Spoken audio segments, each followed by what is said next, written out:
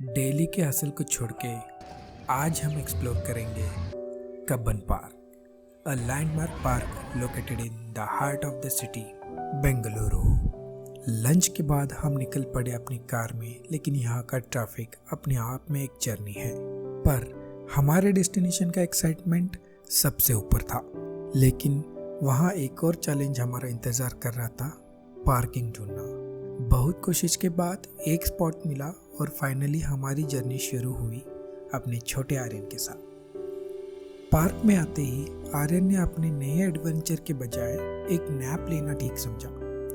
हमने सोचा चलो कुछ देर के बाद उठ जाएगा, और मैं और दिव्या नेचर के मजे लेने लगे। ऐसे मोमेंट्स रेयर होते हैं, शांति, पेड़ों का साया और हल्की ठंडी हवा। ये हमारा अपना टाइम है, मेरी वाइफ, मैं एंड आर्यन। कब्बन पार्क एक ऐसी जगह है जहाँ पर तरह तरह के लोग मिलते हैं, जैसे कपल्स, फैमिलीज, ग्रैंड पेरेंट्स, दोस्तों का ग्रुप। सबकी लाइफ के हसल बसल से दूर एक मोमेंट लेने के लिए नेचर के करीब सब लोग आए हैं। थोड़ा घूमने के बाद हमने एक चाय वाले भैया को देखा। मैंने कॉफ़ी ऑर्डर की और मेरी वाइफ ने चाय। लेकिन कॉफ़ी आते ही मेरे वाइफ का मूड चेंज हो गया। उसने कॉफ़ी ली और मेरे को दी चाय। शादी के बाद तो ऐसे सरप्राइजेस कॉमन हो जाते हैं। इसके बाद बच्चों को आइसक्रीम खाते हुए देखकर मेरे वाइफ का डिमांड था, नेक्स्ट आइसक्रीम चाहिए। भला कोई चाय के बाद आइसक्रीम खाता है क्या? लेकिन चाहिए तो चाहिए। वाइफ को अब तक कोई मना कर पाया है क्या? वहाँ पे सोप के बबल बेचते हुए एक भैया आ गए।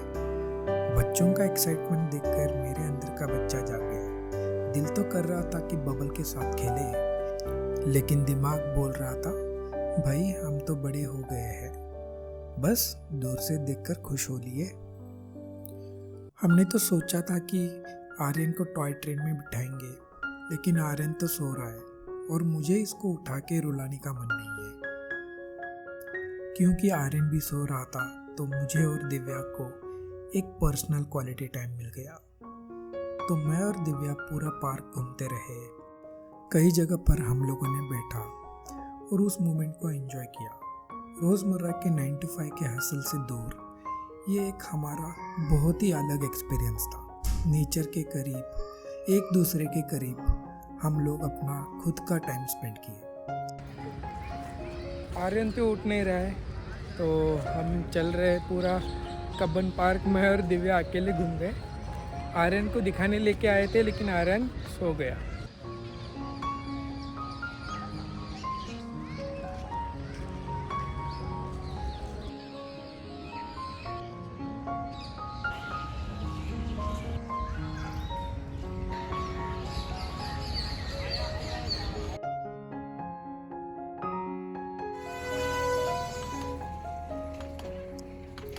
नेक्स्ट हम लोग आर्यन के लिए टॉय ट्रेन की टिकट लेने की कोशिश की, लेकिन भीड़ देख के डिसाइड किया कि रहने देते हैं।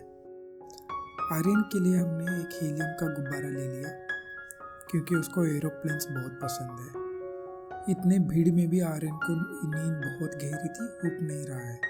तो हमने नेक्स्ट पानी पूरी खाया। पानी पूरी खाते ही हमने सोचा कि चलो अब निकलते हैं, और जैसे ही हम निकलने लगे कार की तरफ, तभी आर्यन उठ जाता है और उठकर देखिए क्या क्या दिखा रहा है।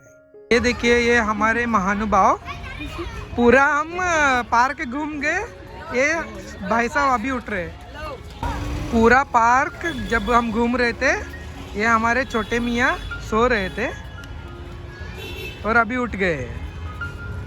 आर्यन ಏನ್ ಮಾಡತ್ತಿದ್ದೀಪ್ಪ?